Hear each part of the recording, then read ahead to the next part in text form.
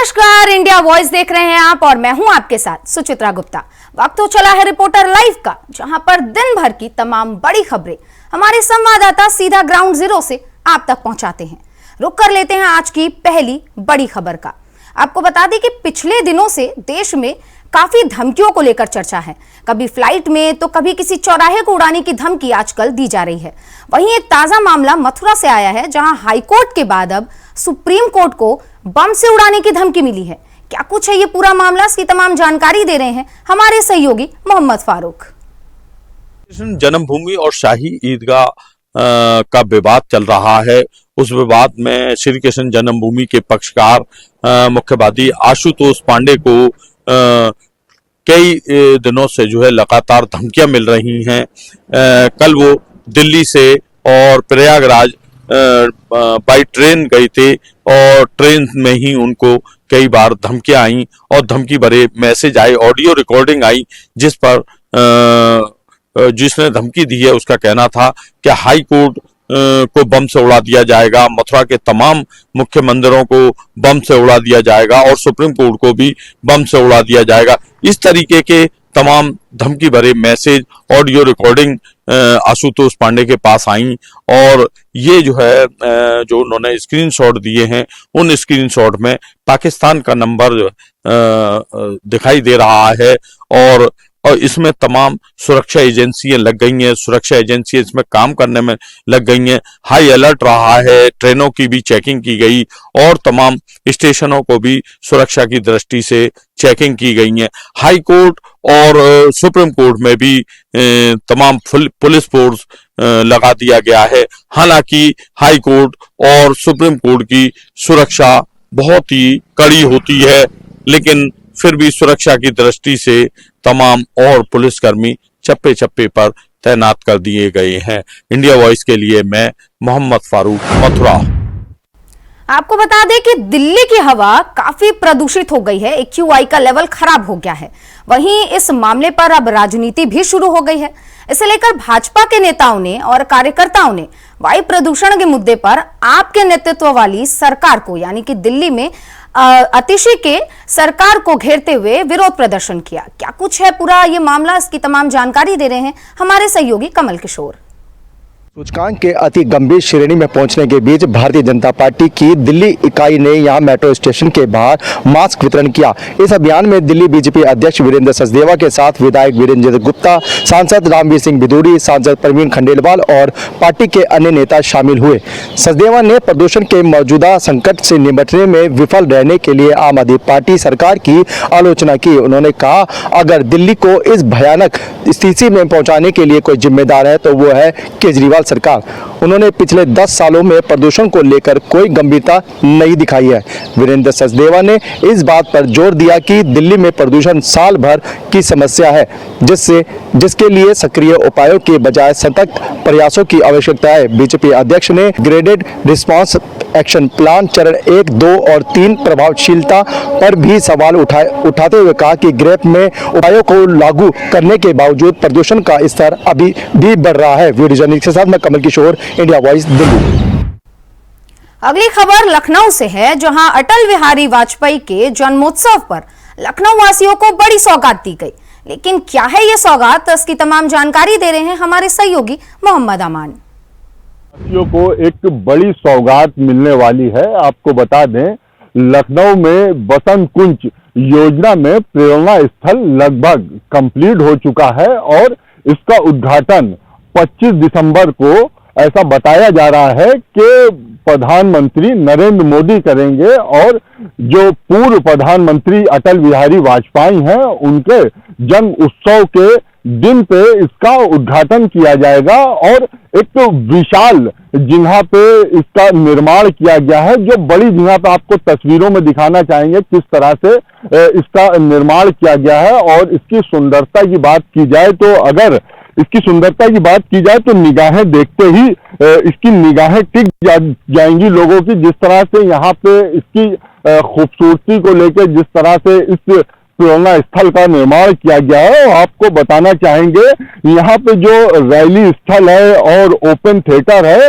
और स्टेज लगभग सारी चीजें यहाँ पे बनाई गई हैं, जिसमें बताया जा रहा है स्टेज 600 वर्ग मीटर में बनाया जाएगा। तो आपको बताना चाहेंगे कि जो देश के पूर्व प्रधानमंत्री हैं अटल बिहारी वाजपेयी के जन्म उत्सव के मौके पे देश के जो प्रधानमंत्री हैं अटल बिहारी नरेंद्र मोदी जी, वो इसका उद्घाटन कर सकते हैं और ऐसा अनुमान लगाया जा रहा है। फिलहाल इस पूरी बात की अभी तक आधिकारिक पुष्टि नहीं की गई है।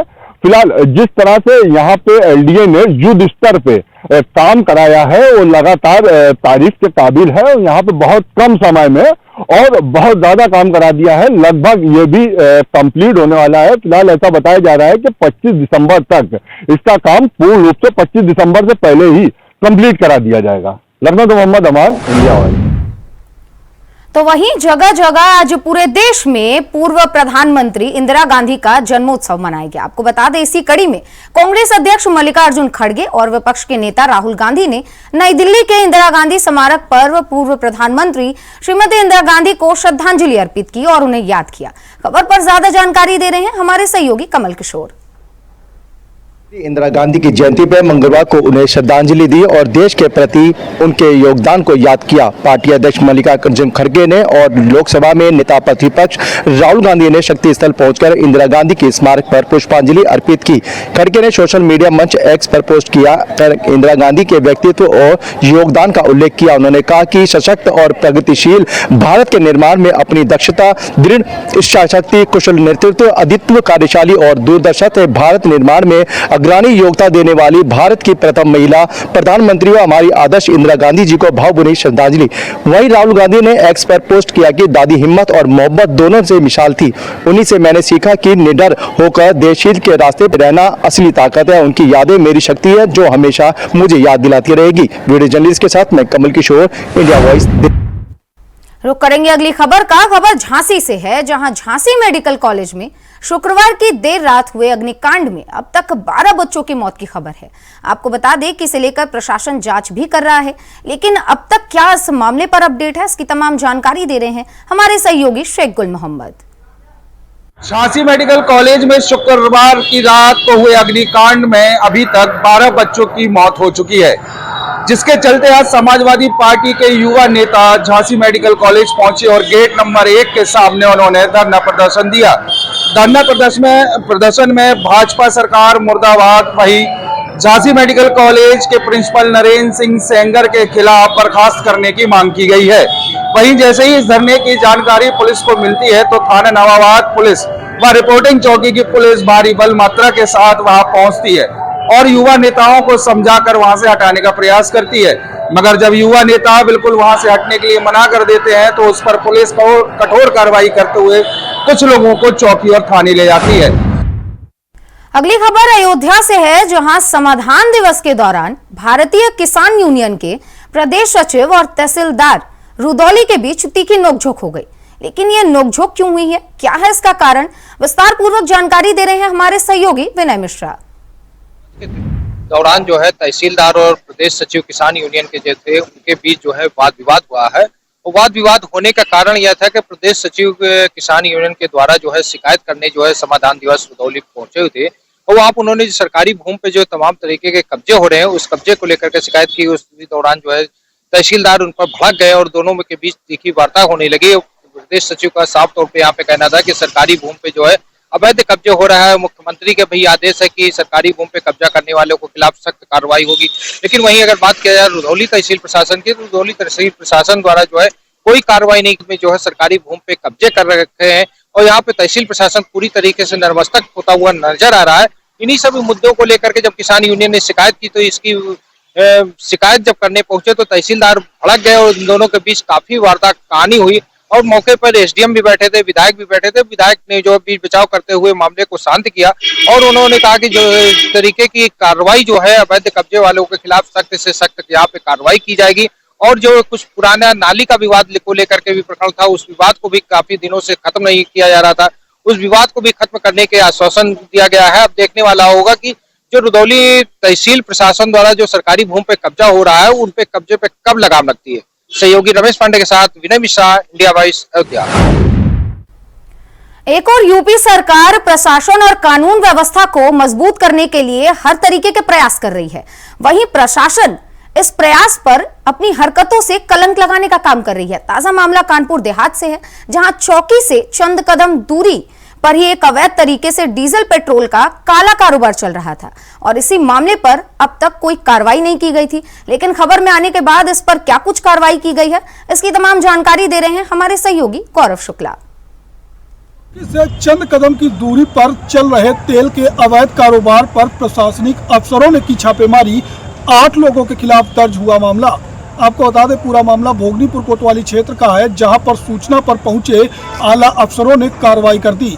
आपको बता दें कि 2 जगहों पर तेल का अवैध कारोबार चल रहा था, जिसमें 3 टैंकर सहित भारी मात्रा में डीजल पेट्रोल बरामद हुआ है और इस कारोबार में उपयुक्त तमाम मशीनरी भी बरामद हुई है। तो वहीं अपर जिलाधिकारी प्रशासन अमित कुमार ने बताया है कि जिलाधिकारी को एक इनपुट मिला था, जिसके बाद एसडीएम सर्वेश कुमार और जिला विपणन अधिकारी राघवेंद्र सिंह के नेतृत्व में पूरी छापेमारी की गई है, जहां पर भारी मात्रा में डीजल पेट्रोल तो बरामद हुआ ही है, साथ ही एक परिचालक भी गिरफ्तार हुआ है। अब देखना यह है कि इन कारोबारियों पर किस तरीके की कार्रवाई होती है, जिससे कहीं न कहीं जिले में चल रहे इस अवैध कारोबार पर लगाम लगाई जा सके। कानपुर देहात से गौरव शुक्ला, इंडिया वॉइस। खबर बुलंदशहर से है, जहां राधा स्वामी सत्संग व्यास आश्रम में तोड़फोड़ की गई। लेकिन क्यों की गई ये तोड़फोड़, क्या है पूरा मामला, इसकी विस्तार पूर्वक जानकारी दे रहे हैं हमारे सहयोगी वरुण शर्मा। शहर में राधा स्वामी सत्संग आश्रम में तोड़फोड़ का मामला सामने आया है। मौके पर पहुंची पुलिस अब मामले की जांच में जुटी है। दरअसल आपको बता दूं, बुलंदशहर के सियाना क्षेत्र में राधा स्वामी सत्संग आश्रम में सेवादार पर 2 नाबालिग बच्चियों के साथ रेप का आरोप लगा था, जिसमें पुलिस ने आरोपी को जेल भेज दिया था। इस मामले में एक नाबालिग बच्ची प्रेग्नेंट हो गई थी, जिसकी डिलीवरी अब ऑपरेशन के द्वारा हुई है। उन्हें नवजात शिशु बच्चे को जन्म दिया है। देर रात ही आश्रम के बाहर अज्ञात लोगों ने आश्रम के बाहर तोड़फोड़ की है, जिसको लेकर पुलिस मौके पर मौजूद है। वहीं परिवार के लोगों का कहना है कि हम लोग पहले से ही परेशान हैं, अब बच्ची के भी बच्ची हो गई है, जिसको लेकर बड़ा एक सदमा लगा है। फिलहाल पुलिस का कहना है कि तहरीर के आधार पर तोड़फोड़ के मामले में जांच कर कार्रवाई की जाएगी। फिलहाल अभी तहरीर प्राप्त नहीं हुई है, तहरीर प्राप्त होने के बाद ही कार्रवाई की जाएगी। Varun Sharma, India voice, Bulandshahr.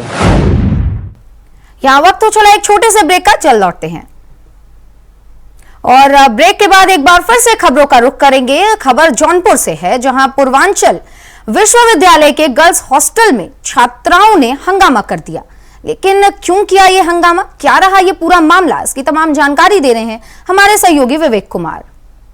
पूर्वांचल विश्वविद्यालय में उस समय हड़कंप मच गया कि जब विश्वविद्यालय के हॉस्टल में रह रहे छात्रों ने हंगामा करना शुरू कर दिया। वहीं छात्रों के हंगामा को देख भारी पुलिस बल मौके पर पहुंच गई और मामले की जांच पड़ताल में जुट गई। आरोप है कि छात्रों का कहना है एक मोबाइल फ़ोन नंबर से बार बार उनके कई नंबरों पर कई छात्रों के मोबाइल पर फ़ोन आता था, जिसपे उस नंबर द्वारा अश्लील बातें व अश्लील मैसेज की जाती थी। वहीं छात्रों का यह भी आरोप है कि उनके हॉस्टल में जो शौचालय है उसमें हिडन कैमरा लगा है। हालांकि छात्रों ने जो है हंगामा करना शुरू कर दिया। पुलिस मौके पहुंची है, सर्विलांस की टीम मौके पहुंची। जिस नंबर से बार बार कॉल आ रही थी उसका भी जो है पुलिस जांच पड़ताल कर रही है। हालांकि अब पुलिस की जांच के बाद ही स्पष्ट हो पाएगा और छात्रों को जो जिस नंबर से कॉल आ रही थी वो नंबर किसका है और उसकी क्या मकसद है। हालांकि पूरे मामले को लेकर पुलिस के साथ साथ विद्यालय प्रशासन भी संज्ञान में ले लिया है और जांच पड़ताल कर रही है। पूरा मामला जो है जौनपुर के पूर्वांचल विश्वविद्यालय का बताया जा रहा है। जौनपुर से विवेक कुमार, इंडिया वॉइस। झांसी में एक नर्सिंग की दिव्यांग छात्रा का अपहरण करने का मामला सामने आया। ये मामला उसके बाद पुलिस में दर्ज किया गया, लेकिन अब तक इस मामले पर क्या कुछ कार्रवाई की गई है, इसकी तमाम जानकारी दे रहे हैं हमारे सहयोगी शेख गुल मोहम्मद।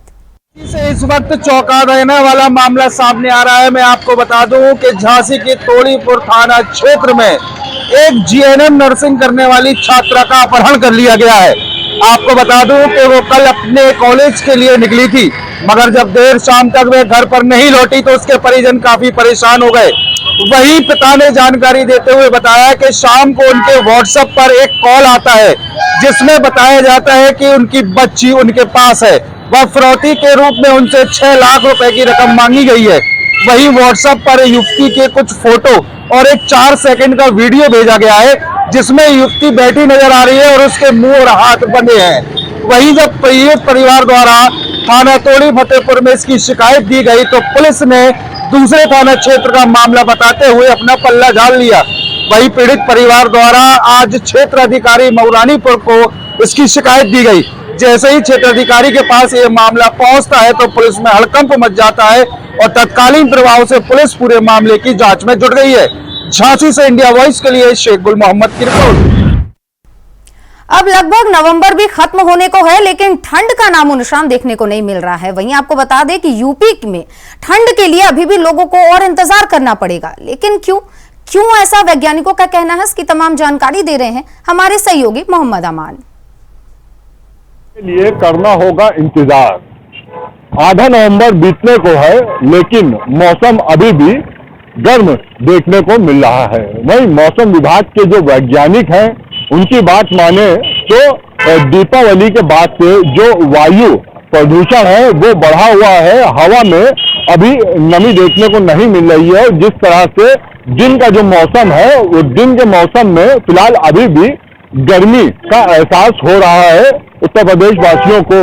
वहीं अगर बात की जाए सुबह और शाम की तो वहीं मौसम विभाग के वैज्ञानिकों का ये भी कहना है कि सुबह शाम के जो मौसम है उसमें न्यूनतम और अधिकतम में बहुत है कि 1 से 2 डिग्री का फर्क आया है। बाकी जो फिलहाल दिन का मौसम है उसमें अभी भी गर्मी देखने को मिल रही है। लेकिन अगर बात की जाए वायु प्रदूषण की तो वायु प्रदूषण लगातार हवा में बना हुआ है और मौसम विभाग का यह भी कहना है कि फिलहाल अभी कोई बारिश होने की संभावना नहीं है जिससे वायु प्रदूषण में कमी आ सके। फिलहाल जिस हिसाब से मौसम है उसमें बारिश फिलहाल होने की बात नहीं कही गई है, जिसको लेके हवा जो वायु प्रदूषण है वो जैसे कि तैसे अभी बना रहेगा। अब देखने वाली बात है कि वायु प्रदूषण में कब और कैसे कमी आएगी। फिलहाल हवा जो है अभी उसको मौसम वैज्ञानिक है जो उसको अभी जहरीली बता रहे हैं। लखनऊ से मोहम्मद अमान, इंडिया वॉइस। पूरे देश में 2 राज्यों में विधानसभा चुनाव है और कई राज्यों में उपचुनाव है, उसी में मैनपुरी भी शामिल है।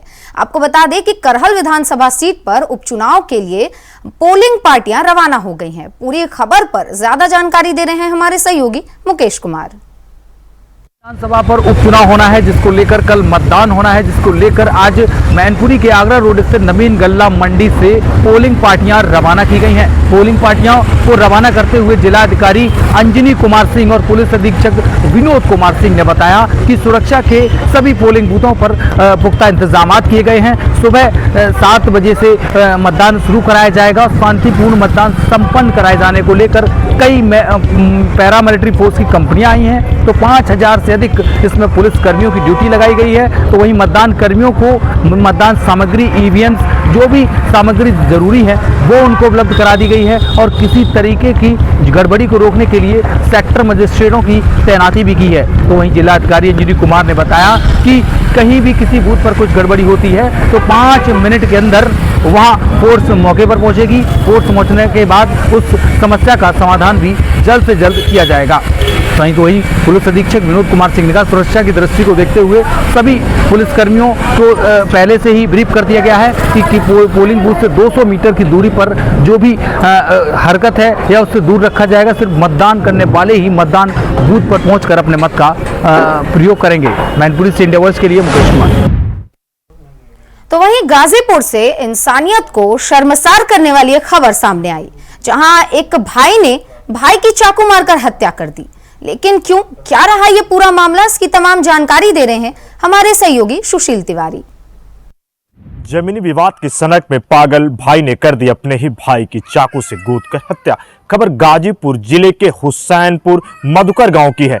छोटा भाई कैलाश यादव अपने बड़े भाई राजबली यादव पर कर देता है हमला और जब वह चाकू से वार कर रहा था उसी समय राजबली यादव की धर्मपत्नी देखती हैं। वह अपने पति को छुड़ाने के लिए जाती हैं, लेकिन वह इतना पागल था कि वह अपनी भाभी पर भी हमला कर देता है और उसके बाद वहां पर पुलिस जाती है। चंद्रकला यादव को आनन फानन ने वाराणसी के ट्रामा सेंटर लेकर पुलिस जाती है। सीओ सैदपुर अनिल कुमार ने बताया कि मौके की तफ्तीश पर पुलिस गई और लगातार आरोपी को जल्द से जल्द पकड़ा जाएगा। जिस तरीके से हत्या हुई, गाजीपुर जिले में हड़कंप सा मच गया। जमीनी विवाद में जिस तरीके से हत्या की, कैलाश यादव ने। इंडिया वॉइस की रिपोर्ट, सुशील तिवारी, गाजीपुर। खबर मथुरा से है, जहां कांग्रेसियों ने नगर निगम कार्यालय का घेराव किया, साथ ही धरना प्रदर्शन भी किया और इस दौरान नगर निगम और सरकार पर कई आरोप लगाए।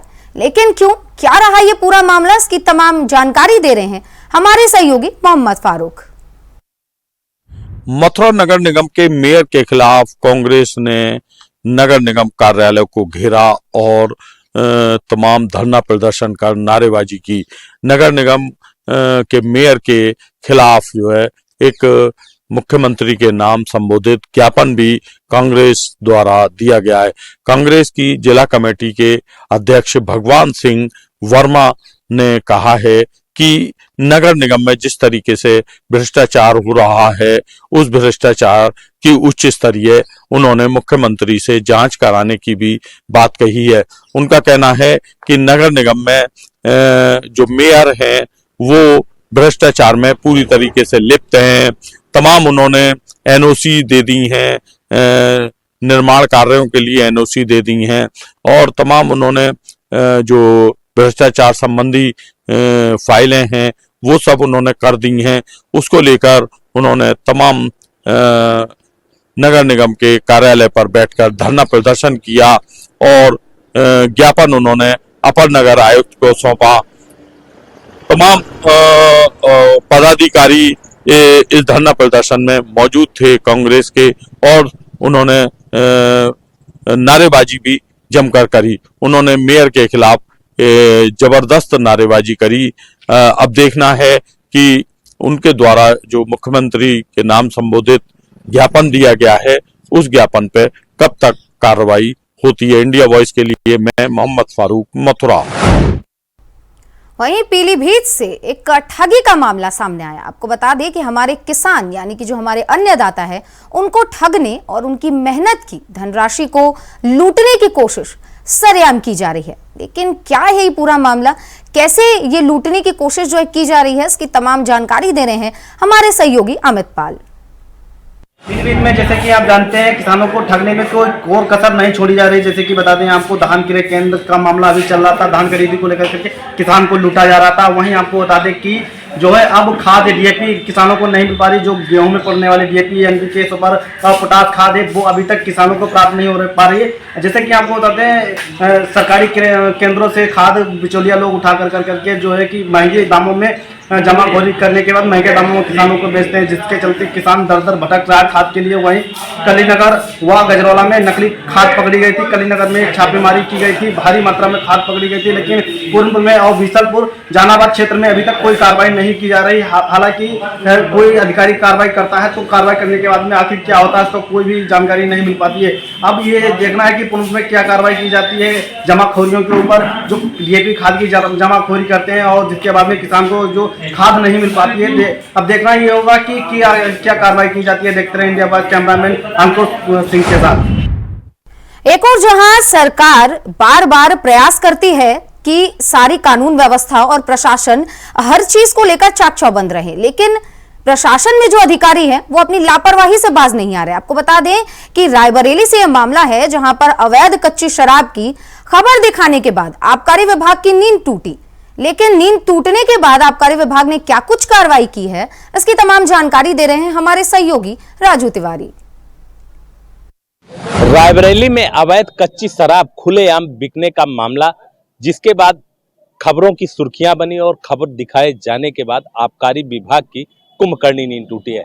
बता दें, पूरा मामला रायबरेली जिले के गुरबकसगंज थाना क्षेत्र का है, जहां पर एक बाजार में खुलेआम महिला के द्वारा शराब बेची जा रही थी। हालांकि शराब बेचे जाने का वीडियो जब सोशल मीडिया पर वायरल हुआ और चैनल के द्वारा जब खबर चलाई गई, तो इसके बाद आबकारी विभाग फिल्मी अंदाज में महिला को गिरफ्तार किया है और गिरफ्तार करने का वीडियो भी सोशल मीडिया पर ट्रोल किया जा रहा है। खबर सुल्तानपुर से है, जहां थाना गोसाई अंतर्गत स्वैट की टीम को आज एक बड़ी सफलता मिली। लेकिन क्या है ये सफलता का पूरा मामला, इसकी तमाम जानकारी दे रहे हैं हमारे सहयोगी शैलेश श्रीवास्तव। में सर्राफा व्यवसाय से लूट मामले में आज स्वात पुलिस टीम को बड़ी कामयाबी मिली है। आपको बता दें 3 अपराधियों को पुलिस पकड़ने में कामयाब हुई है, जबकि 2 अपराधियों को आजमगढ़ पुलिस पकड़ने में कामयाब हुई है। लूटे गए सामान को बरामद करने में आज सुल्तानपुर पुलिस कामयाब हुई। आपको बता दें पकड़े गए अपराधियों में मिर्जा अरबाज उर्फ डॉक्टर जो कि आजमगढ़ का रहने वाला है, इसके साथ इसका एक साथी साकिब नायूब और अब्दुल वफा ये भी जो है आजमगढ़ का रहने वाला है, जबकि तौसीफ जो कि सुल्तानपुर के अजीजपुर थाना गोसाईगंज का रहने वाला है, इसी के सभी रिश्तेदार बताए जा रहे हैं। आपको बता दें आज पुलिस ने बड़ी कामयाबी हासिल करते हुए 3 अपराधियों को गिरफ्तार किया है, जिसमें स्वात टीम का अहम रोल है। आपको बता दें आज सभी सामानों को बरामद कर लिया गया है, जो 6 नवंबर को व्यवसायी सुरेश सोनी को घायल करके लूटा गया था। आपको बता दें 2 अपराधियों को, लुटेरों को आजमगढ़ पुलिस पकड़ने में कामयाब हुई है। आपको बता दें पकड़े गए अपराधियों से एक स्विफ्ट कार, तमंचा और लूटा गया अपराध का सामान बरामद हुआ है। आगे की विधिक कार्रवाई जारी है। सुल्तानपुर से शैलेश श्रीवास्तव, इंडिया वॉइस।